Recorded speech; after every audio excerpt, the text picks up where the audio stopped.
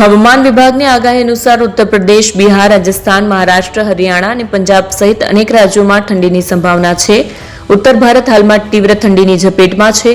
આ દરમિયાન ચક્રવાત દિત્વાહ દક્ષિણ ભારતમાં વિનાશ વેરી રહ્યું છે. પર્વતીય રાજ્યોમાં બરફવર્ષા ચાલુ છે. દરમિયાન ભારતીય હવામાન વિભાગે આજે 8 રાજ્યો માટે ઠંડીની ચેતવણી જારી કરી છે. આઈએમડીએ જણાવ્યું હતું કે આ સમયગાળા દરમિયાન રાજ્યોમાં તાપમાનમાં તીવ્ર ઘટાડો થશે.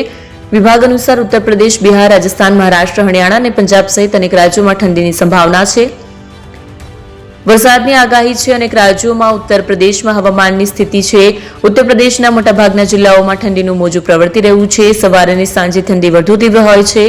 દરમિયાન આંતરરાષ્ટ્રીય હવામાન વિભાગે જણાવ્યું છે કે બુધવારથી ઘણા જિલ્લાઓમાં તાપમાનમાં તીવ્ર ઘટાડો થશે.